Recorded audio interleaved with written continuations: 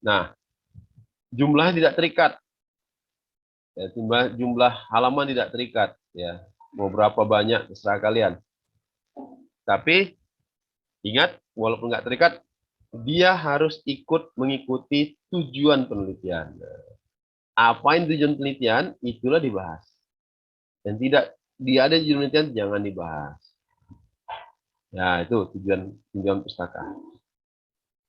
Baru selanjutnya bab 3 metodologi. Metodologi eh, metodologi ini artinya cara atau prosedur pengerjaan. Jadi tetap berpatokan pada tujuan penelitian. Jadi apa metode untuk menguji kekuatan tarik belah? Ya, bagaimana cara bagaimana prosedur mengerjakannya? Nah, itulah maksudnya. Jadi isi dari metodologi itu pertama waktu dan tempat pelaksanaan. Ya, itu waktu dan tempat pelaksanaan itu di mana dilaksanakan, kapan dilaksanakan. Ya, di penelitian ini dilaksanakan selama berapa 6 bulan. Ya. Gak usah sebut bulan berapa nggak usah, itu nanti malah mencelakai kalian. Jadi sebut aja 6 bulan dengan pelaksanaan di biasa di laboratorium teknik mesin, Universitas Medan Area, tetap sebutkan itu. Itu kata kuncinya, nggak boleh lewat dari situ. Karena nanti kalian bakal minta apa? Minta surat apa riset. Itu nanti kita bahas di beda pertemuan ya. Panjang kali nanti. Nah kemudian yang kedua alat dan bahan. Alatnya dipakai apa aja? Gitu. Alat cetak, ya kan, alat cetaknya. Kalau emang ada mencetak, kemudian apa namanya alat ujinya, kemudian alat untuk meratakannya, ada meratakan landasan apanya ya, permukaan lingkarannya itu, supaya spesimennya betul-betul tegak lurus. Nanti ketika ditekan, retaknya cantik dari permukaan itu, memang cantik. Saya kan dapat tuh, cantik emang, bagus dia nampak di tengah-tengah emang. Itu bagus ya, berarti betul-betul bebannya terpusat di tengah. Kemudian prosedur penelitian, nah bagaimana dilaksanakan penelitiannya, bagaimana mengujinya, ya, bagaimana menghitung apa ya prosedur pengujian dulu lah, pengujian tarik belah itu seperti apa. Kemudian diagram alir penelitian, nanti kita akan bahas seperti apa diagram alir. Kemudian tabel jadwal penelitian, nah juga nanti kita akan bahas tabel itu seperti apa. Oke, kemudian daftar pustaka. Nah, daftar pustaka ini juga sama, otomatis, ya, otomatis. Jadi daftar pustaka itu menggunakan menu references di Word, bisa pakai Mendeley Desktop, bisa juga pakai submenu citation and bibliography. Oke, saya tunjukkan sebentar ya di sini.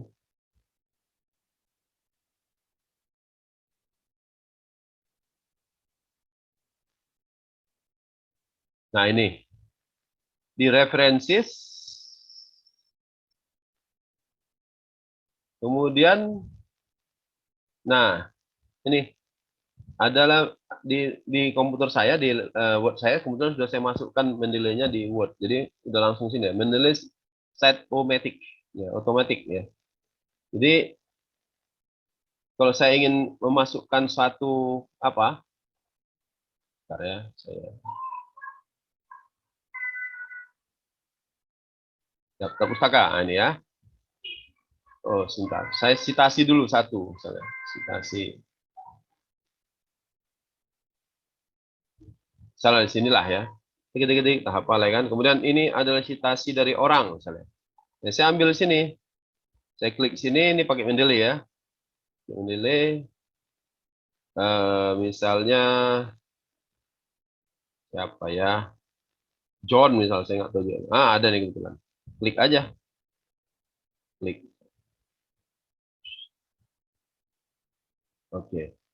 Kita pakai jenis citasi IEEE ya. IEEE.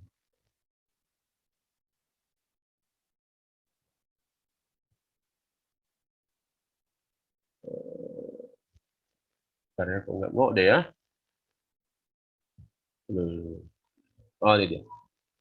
I kita pakai I. Ini dia. I, use this, done. Nah, jadi kalau ya, kalau bahasa Indonesianya bahasa Inggrisnya I, dia pakai angka. Oke, gitu ya. Ini kata ini adalah kata siapa, misalnya kata siapa. Baru kita insert, misalnya Smith, ada nggak sih? Nggak ada. Iwan, ada nggak Iwan? Oh, nggak ada. Siapa ya? Nah, itu mesti tahu kalian namanya siapa atau buku siapa. Kalau komposit, nih komposit misalnya nih. Oke lah, ya kita klik sini. Nah, ini dua aja. Jadi ada dua citasi. Nah, cara menampilkan gimana? Ini daftar pustaka. Cara menampilkannya dari sini, kalau yang pakai Mendeley ya, insert bibliografi. Nah, langsung otomatis. Ya kan, nggak perlu kalian ketik-ketik ya kan? Nggak perlu. Mudah kan? Nggak perlu kalian ketik. Ada apa ya? Nggak perlu. Dia ngatur sendiri. Nah, enak kan? Langsung pakai insert bibliografi. Aduh, rupanya berubah. Kita nggak pakai IEEE. Kita pakai apa? Ya udah nggak apa, klik aja kemari, nah, ambil apa? American Psychological Association 7th edition. Klik. Dah, berubah sendiri ya. Itu dia. Nih, jadi stylenya apa? Yang di sini juga jadi berubah. Nah, ini udah model lain, nggak angka lagi. Nah, enak sekali pakai Mendeley. Makanya wajib pakai Mendeley ya. Ya Rivaldo ya. Wajib Mendeley. Nah, berubah ya udah nggak ada masalah. Nah, tuh berubah DKP IEEE ya udah berubah. Nggak ada masalah. Kata Pak Idris berubah lagi jadi udah rubah aja nggak ada masalah. Nah, itu dia makanya saya bilang sih pakai Mendeley. Kalau nggak pakai Mendeley satu lagi nih citation ini cuma agak ya lebih agak repot ketimbang ini walaupun kita masih tak bantu anak dengan citation and bibliography itu bisa. Ya, ini juga. Cuma ini eh, memasukkan artikelnya atau ya memasukkan artikelnya ke ke sistem ini nggak segampang Mendeley, nggak gampang. Kalau Mendeley tinggal tarik-tarik tetap masuk aja deh. Nggak perlu kalian ketik-ketik ini namanya apa ya, nggak perlu, tinggal masuk rap dia langsung si Mendeley itu ngecek sendiri judulnya, pengarangnya siapa, penerbitnya siapa, dan langsung ngecek sendiri. Kalau yang satu lagi yang bawaan Word ini enggak, kita harus ketik. Nah, contohnya, sorry, manage ini dia. Manage, ini sini. Atau sorry, add new source. Nah, kita harus ketik nih satu. Ini bawaan Word ya, bawaan Word ada, cuma dia harus ketik satu. Capek juga ngetiknya, ya kan? Nama siapa, judulnya apa-apa. Silap pula kita ya kan? Karena udah ngantuk, udah kebanyakan artikel, mungkin artikel orang, nama orang, tapi judul-judul orang lain gitu. Nah, itu jadi salah-salah. Tapi kalau Mendeley enggak, Mendeley langsung tarik. Ya, itu untuk apa? Daftar pustaka. Jadi daftar pustaka nggak usah dikhawatirkan lagi ya. Nggak usah jadi momok gitu membuat daftar pustaka. Itu gampang sekali. Yang penting kalian kuasai dulu Mendeley, selesai. Jadi intinya Mendeley kok dalam tulis ini. Intinya kalian menguasai Mendeley, mudah-mudahan beberapa masalah yang banyak rumit itu selesai. Apa yang selesai? Pertama, daftar pustaka, daftar isi selesai kan. Apalagi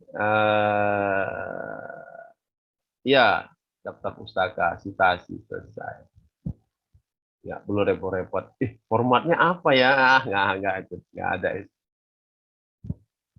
Ya itu ya. Mudah-mudahan kalian memahami apa yang saya sampaikan. Baik, kita lanjut lagi. Ya, jadi daftar pustaka seperti itu ya. Jadi minimal 15 artikel ya. Dalam satu buku kalian itu minimal 15 artikel. Lebih banyak lebih bagus. 20, 25, 30. Tapi jangan terlalu banyak, jangan sampai 200 ya, kebanyakan. 200 itu kebanyakan. 30 udah banyak kali dah. Ya. Jadi apa aja bahan yang boleh disitasi atau boleh dirujuk, yaitu buku dan artikel ilmiah, jurnal ya. Selain dari sini saya nggak ngasih izin. Walaupun ada Pak, tapi yang dosen pembimbing si Anu bisa Pak, itu silakan dia aja. Kalau saya nggak ngasih izin, karena nanti tujuan akhir kalian ini adalah publikasi. Nanti kalian akan publikasi, silakan tanya sama kakak kelas kalian, sama yang duluan lah ya. Publikasi. Ini saya dapat nih publikasi Sinta 2 ya. Jadi jurnal nasional terregistrasi Sinta 2 itu udah terregistrasi internasional itu. Itu mau saya tembak itu. Nah, itu dapat saya, terus rencana mau saya tembak kalian. Gratis itu pula. Saya cari yang gratis, ada yang gratis. Oke, yang mana tahu rezeki kalian menjadi jadi dosen juga susah ya, itu terbantu kali. Nama kalian sudah ada di Google Scholar. Baik, kita lanjut. Nah, diagram alir. Ini banyak salah. Ya. Bagaimana membuat diagram alir? Jadi, diagram alir itu cuma ada, bentar ya. Nah ini, cuma ada 1, 2, 3, 4, 5. Hanya 5 aja loh. 5 simbol aja. Nggak ada yang kayak gini nih, simbol dokumen nggak ada, kita nggak pakai. Jadi memang diagram alir ini adalah sebenarnya diadopsi dari anak-anak elektro, ya, anak-anak pemrograman memang. Kalau anak-anak pemrograman, anak ilmu komputer itu pakai. Bahkan mereka wajib menguasai flowchart ini. Kalau kita enggak, kita hanya sedikit aja yang kita ambil untuk membuat flowchart. Ya, jadi kembali ke slide sebelumnya nih. Jadi flowchart itu seperti ini. Basic flowchart itu seperti ini. Jadi start itu bentuknya oval ya, atau separuh segi 4 separuh lingkaran sih lah. Ya, untuk mula start penelitian, mulai. Baru diakhiri dengan itu juga, sama juga, akhirnya itu juga. Ini simbolnya ini. Ya, kemudian persegi 4 itu proses. Ini ya step namanya proses. Seperti apa? Contohnya, studi literatur itu kan proses. Maka simbolnya persegi 4. Ya. Pengumpulan persiapan bahan, alat dan bahan. Itu apa? Proses kondisi atau menentukan situasi kan enggak? Itu kan proses pengumpulan alat dan bahan. Proses pencetakan spesimen itu proses. Jadi semua segi 4. Jangan tiba-tiba kalian buat jajaran genjang pula kan. Nggak ada. Kita nggak ada cerita sini. Ya, ini fungsi jajaran genjang sih adalah masukan dan keluaran, input output kita nggak ada. Kita nggak macam anak komputer. Dimasukkan nilai ini, keluarnya nilai itu nggak ada. Itu ilmu komputer. Atau dimasukkan angka sekian, keluarnya bukaan sekian, valop itu anak elektro, anak PLC. Kita nggak seperti itu. Ya. Kita nggak pakai. Kecuali nanti kalau ada kawan kalian yang ambil tugas akhirnya di microcontroller, itu lain lagi. Pasti ada yang jajaran genjang. Tapi kalau nggak ada, yang macam kalian nggak ada. Ini nggak ada jajaran genjang. Kalian cuma 3 nya yang paling ada. Ini ya awal akhir ini. Kemudian lonjong nih ya. Oval ya oval. Kemudian persegi 4. Dan ini decision maker atau kondisi. Jadi kalau di kalian ini kondisi adalah melihat spesimennya itu bagus nggak? Dari segi fisik, bagus nggak? Ya, kalau bagus, ya bisa. Kalau enggak, ya cetak ulang gitu. Contoh. Atau tuh bisa dihilangkan juga. Itu dianggap nggak usah, jadi nggak jadi masalah itu. Ya kan? Masalah spesimen nggak ada masalah. Nah, yang jadi masalah adalah validasi data pengujian. Jadi kalian kan ini semua kalian gunakan NDD, normal distribution data, atau data terdistribusi normal. Jadi data kalian tuh harus terdistribusi normal, kalau enggak ya nggak bisa digunakan. Kenapa harus terdistribusi normal? Karena kalau terdistribusi normal, data ini berarti telah mewakili sampel. Misalnya tiga spesimen dengan variasi yang sama kita uji. Nah, ketiga spesimen ini apakah sudah mewakili sampel apa enggak? Itu kita uji dengan metode distribusi data. Nanti karena kita bahas nanti di sesi selanjutnya ya, di hari ini juga. Nah, itu kalau dia ternyata masuk NDD berarti data itu valid, bisa kita gunakan untuk penelitian. Kalau enggak kita terpaksa buat spesimen uji lagi gitu. Nah, itu decision maker ya, decision maker. Nah, ini dia ya. Jadi anak panah, ada pasti pakai anak panah, jangan cuma garis-garis doang ya. Nah, anak panah. Jadi garis harus ada panahnya yang menunjukkan arah proses. Jadi flow direction symbol, simbol arah aliran. Kemudian termination symbol, simbol awal dan akhir nih, termination symbol. Simbol untuk permulaan dan akhir. Kemudian connection symbol, simbol kalau gini, seperti ini. Nah, ini nyata apa namanya? Flowchart kalian terlalu panjang. Jadi kalau terlalu panjang nggak mungkin kita sambung lagi lembarnya panjang sendiri gitu ya, nggak. Jadi tetap harus di A4. Nah, bagaimana caranya? Caranya gunakan ini, simbol lingkaran ini. Ini artinya hubungan antara satu flowchart dengan flowchart. Jadi hubungan ini larinya kemari. Jadi kalau disambung nih sebenarnya panjang terus ke bawah, ini dia isinya.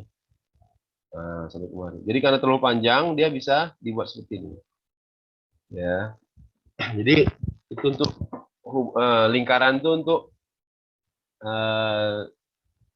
sambungan antara satu flowchart ke flowchart lain. Menyatakan bahwasannya flowchart itu berhubungan dengan flowchart yang satu lagi. Kemudian processing simbol, ini sudah saya jelaskan tadi ya. Kemudian decision simbol, simbol decision atau pemilihan kondisi atau pemilihan proses ya. Baik. Nah, ini contohnya. Contoh sederhana dari apa kalian ya. Jadi dimulai. Nah, seperti ini kalian buat harusnya. Mulai. Studi literatur ya kan. Kalian buat studi literatur. Kemudian persiapan alat dan bahan ya kan. Kemudian kita lakukan pencetakan spesimen. Nah, berapa lama itu nggak perlu kita jelaskan di sini. Cukup ini aja prosesnya. Walaupun lamanya mungkin sampai 2 bulan spesimen. Nah, tapi nggak perlu jelaskan sini sampai berapa, nggak perlu jelaskan 28 hari perendaman, 28 hari pengeringan, nggak perlu ya. Kemudian lakukan uji tarik belah ya. Setelah itu baru divalidasi datanya. Dari hasil ini kalau baik maka lanjut ke pengolahan data. Ini ada simbol sambungan konektor tadi ya. Kalau enggak, balik ke persiapan alat dan bahan. Tunggu 3 bulan lagi. Seru nih. Nah, kemudian pengolahan data, analisis data, pembuatan laporan, seminar hasil, dan akhir. Gitu ya. Jadi batas sampai seminar hasil dulu. Nanti di sidang nggak ada. Ketika seminar hasil pun nggak ada ini. Diagram alir nggak muncul lagi. Diagram alir dan muncul. Cuma ketika dipresentasikan nggak muncul lagi, itu diagram alir nggak dibahas lagi sama judul penelitian, itu nggak dibahas lagi. Nah, tapi kalau di proposal ini dibahas betul, cari, tengok, betul nggak kamu kerjakan, bisa nggak terlaksana. Nah, jadi awalnya buat dulu diagram alir seperti ini. Setelah selesai diagram alir, setelah disetujui diagram alirnya, nah baru buatlah tabel jadwal penelitian seperti ini, tentatif schedule-nya. Nah ini, jadi tabel jadwal penelitian ini mengikuti flowchart. Jadi dari flowchart itu kalian pecahkan lagi, kalian kembangkan lagi menjadi sebuah tabel jadwal penelitian. Jadi perhatikan ya, rapat koordinasi. Ya, iyalah kita rapat dulu kan, rapat koordinasi dulu. Baru kemudian persiapan alat bahan. Lupa tadi kajian literatur, itu dianggap sudah selesai. Karena apa? Udah rapat koordinasi. Sebelum rapat koordinasi itulah kita baca dulu source-nya. Baca literatur ini sehingga kita dapat topiknya. Dapat topiknya baru kita rapatkan gitu. Gak apa-apa, nggak ada masalah. Nah, persiapan alat bahan. Nah, ini wajib. Nanti dibaca orang loh. Kamu nggak ada persiapan alat bahan, atau udah nguji dulu, udah nguji terus, wah, ya kan gitu. Wajib ada persiapan alat bahan. Kita prediksikan adalah 1 bulan misalnya, 1 bulan ya. Kemudian persiapan alat cetak. Kita prediksikan 1 bulan persiapannya. Ya, pengerjaan mekaniknya, pengelasan segala macam mungkin Pak kalau ada ya. Kemudian pencetakan spesimen. Nah, jadi pencetakan spesimen ini termasuk dari perendaman, pengeringan. Nah, kita estimasikan 3 bulan. 3 bulan. Kemudian pencetakan komposit laminat. Nah, ini akan kita laksanakan. Ini diestimasikan sekitar 2 bulan kurang lebih. Walaupun sebenarnya 3 hari siap itu. Ya kalau kita kerja dari pagi mungkin 1 hari siap. Pengalaman dulu ya kan, pengalaman dulu 1 hari siap tuh. Tapi kerja mesti bahu-bahu lah. Kemudian pengujian tarik belah. Nah ini nanti kita ke USU ya. Insya Allah alatnya bisa. Kita mau lihat nanti hasilnya gimana. Kemudian analisis hasil uji. Nah ini setelah dapat data kita analisis. Ya. Baru kemudian pembuatan laporan dan seminar hasil. Jadi ini jadwal harus mengikuti flowchart. Ya, jangan salah lagi ya. Ini tak kemana-mana, kadang yang bukan bidang dia, misalnya si Pramudia tentang penyerapan bahan. Tahu-tahu di sini ada di apanya tentang apa pengujian tekan pula punya si Diko diambil di copy paste aja. Muncul kekuatan tekan ya, pengujian tekan bahan lah. Pengujian tekan. Ada kejadian tuh. Jadi ya, misalnya kalian jangan kejadian lagi ya. Kalian harus ikutin. Kalian buat percaya diri sendiri lah. Diskusi boleh, nggak ada masalah. Tapi tidak boleh mencontek gitu. Diskusi itu untuk memantapkan pemahaman. Ya, diskusi dengan kawan. Nah, baru nanti buat dia masing-masing. Jangan dicontek copy paste punya kawan, jangan. Yang boleh copy paste tuh, kalau saya dapat informasi dari tinjauan pustaka. Jadi tinjauan pustaka itu tidak diperiksa di Turnitin, tidak diperiksa similaritasnya di Turnitin, tidak. Jadi kalau tinjauan pustaka masih bisa di copy paste. Tetapi kalau yang lain, bab 1, bab 3, ya, pendahuluan sama metodologi itu nggak bisa.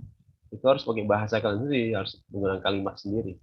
Kalau nanti ketangkap similaritasnya. Jadi minimal 30%. Nggak boleh lewat itu. Nah, itu. Jadi buatlah pakai kalimat sendiri. Jangan diakali ya. Ini ada yang ngakali. Misalnya, kata-kata menjadi. Supaya dia takut ketangkap sama ini, Turnitin, menjadi 1 dibuatnya. Gitu. Menjadi terus kasih angka 1. Iya. Tapi Turnitin nggak bodoh. Dia bisa ngecek. Dikeluarkannya bendera merah, flag merah. Nah, bendera merah itu berarti pelanggaran. Menjadi mana ada menjadi angka 1 gitu. Nah, itu keluar nanti. Begitu diperiksa betul. Kejadian tuh beberapa, saya sebut nama ya. Beberapa mahasiswa tuh tahuan.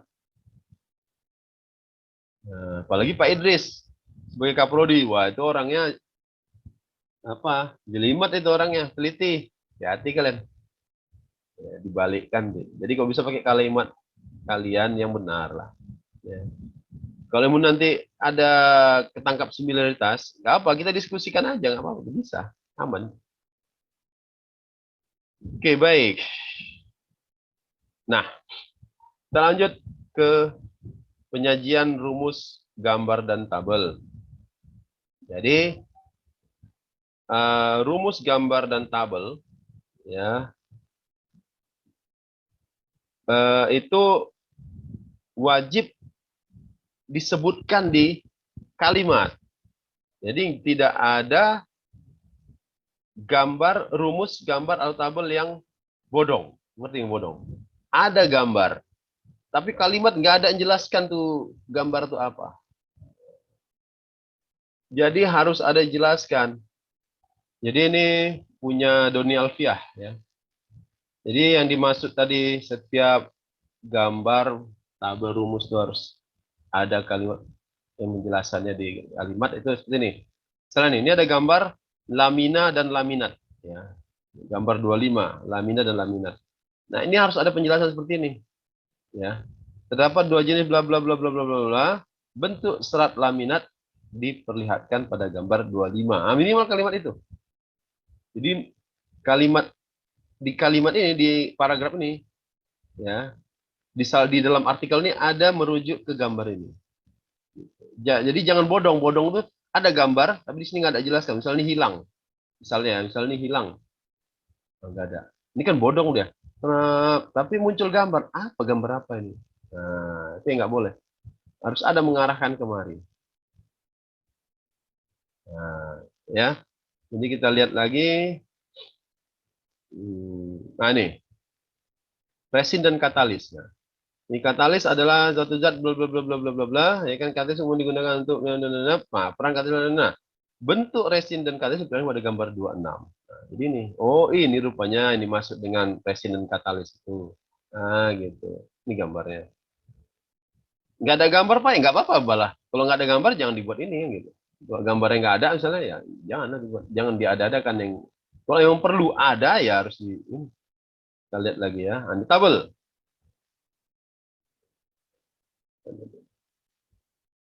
Wah, ini juga salah, ini yang salah ya. Beton kelas 3, tetap. Adapun tabel beton seperti di bawah ini salah. Ini nggak boleh. Adapun tabel ini nggak boleh nih. Dilarang. Yang boleh gimana? Yang boleh adalah kelas. Kita buat kalimat ya, kelas dan mutu beton diperlihatkan pada tabel 2.1. Itu yang betul. Jadi diperlihatkan pada gambar berikut ini, tabel berikut ini, persamaan berikut ini, itu salah. Itu salah. Nggak bisa. Ya. Dia harus dengan kalimat seperti ini. Berdasarkan persamaan nomor 1, persamaan nomor gitu. Jadi disebutkan nomornya. Sehingga pembaca tidak ambigu, tidak bingung. Berikutnya yang mana? Karena berikutnya mungkin tahu-tahu ada tabel sampai 3 berjejer kan. Yang mana gitu. Nah, jadi kalau diarahkan tabel 21, oh, berarti nanti nih. Inilah mutu nih. Kalau ada tabel 22 di sini, itu nggak ada cerita tentang ini. Nah, gitu maksudnya. Paham nggak kira-kira? Ya, gitu jadi. Ini harus ada kalimat seperti ini. Tiap ada gambar harus ada kalimat. Itu maksudnya. Kita lanjut. Nah, kemudian rumus gambar dan tabel itu disetting di ini di references insert caption.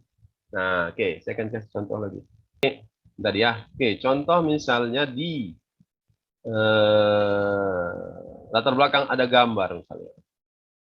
Nah, ya. Nah, ada gambar apa lah? Misalnya ini saya insert aja lah. Apa lah ya?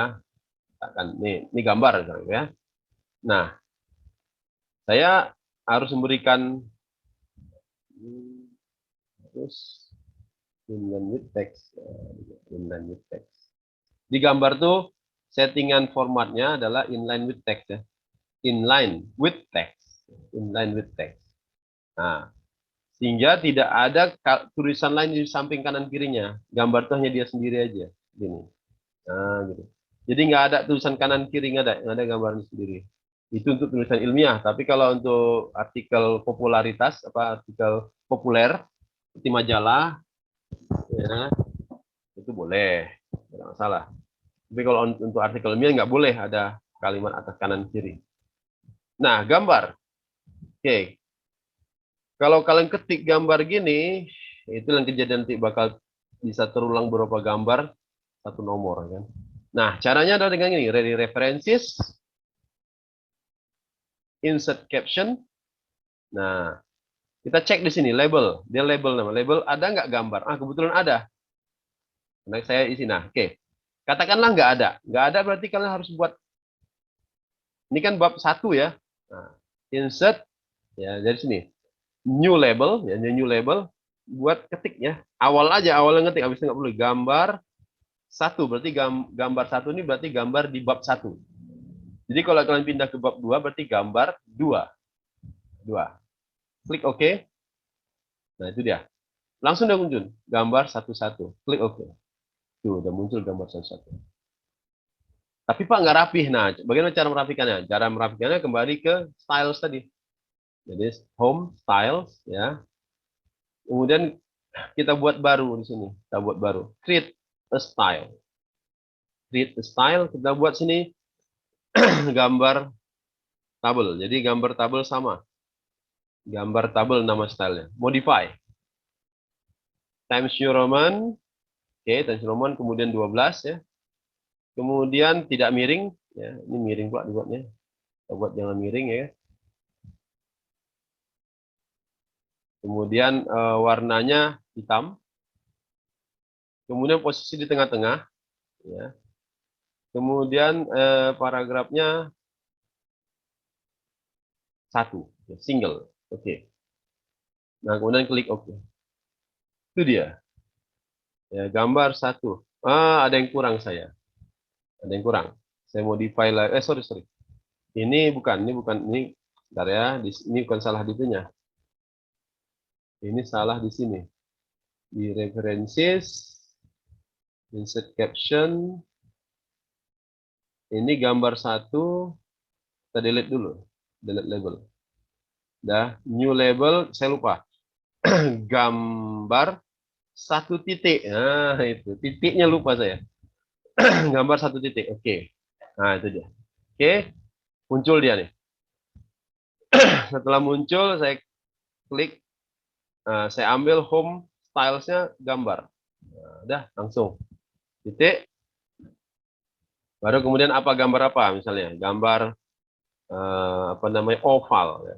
Misalnya oval satu. Oval dan oval atau lonjong. Misalnya nih ya. Nah, itu dia. Nah, sekarang bagaimana membuat daftar gambarnya? Atau tabel, oke, tabel bisa juga kita buat tabel satu. Insert tabel kita buat tabel kosong ya kan. Nah, seperti ini. Sama juga dari references, insert caption, kita buat new label namanya tabel bab 1 titik. Oke. Nah, itu dia, tabel 11. Oke. Nah, baru kemudian home, kita klik ke style gambar, style ya gambar tabel. Nah, satu apa namanya kolom dan baris. Nah, selesai. Nah, sekarang bagaimana cara buat daftar tabelnya, daftar gambarnya? Dari sini, kita buat di sini daftar tabel dulu, daftar tabel. Kita jadikan heading 1. Nah, kemudian baru dari references, sorry, ke bawah lagi. Insert table and figures. Nah, caption label kita ambil table 1. Klik OK. Wah, itu dia. Itu jadi table 1 kolom dan baris. Langsung otomatis. Nah, untuk gambar kita juga kita arahkan ke bawah. Kemari. Nah, kita buat lagi daftar gambar. Gambar. Kemudian stylesnya kita ubah ke heading 1. Nah, baru kemudian kita references, kita insert daftarnya dari references, insert table and figures, gantikan captionnya menjadi caption gambar 1. Baru klik OK. Nah, itu dia. Otomatis deh kan? Nggak perlu kalian ketik ulang kan? Nggak perlu. Oke, sekarang gambarnya bertambah misalnya. Kita buatlah di sini. Ini kan kita. Nah, di sini ada gambar juga. Ya nggak apa-apa. Misalnya kita insert lah gambar segitiga misalnya. Kemudian kita ubah dulu dia menjadi inline with text. Dan ditengahkan. Yes, sorry. Tengahkan. Nah, terus gimana? Nah, untuk membuat nomor gambarnya kita tinggal dari references, insert caption, ubah table ke gambar. Gambar 1. Nah, itu langsung 2 deh. Oke. Nah, baru kemudian Stylenya kita kemari gambar 1 2 segitiga, salah, segitiga berlian misalnya. Nah, kemudian misalnya di sini ada table misalnya. Kita tambah tabel, insert table. Insert table. Nah, references, insert table. Kita rubah di caption labelnya menjadi table. Table 1. Salah saya. Oh, ini pula. Insert caption, sorry. Insert caption. Table 1, 2. Langsung otomatis dia. Klik OK. Baru dari home. Style gambar. Baru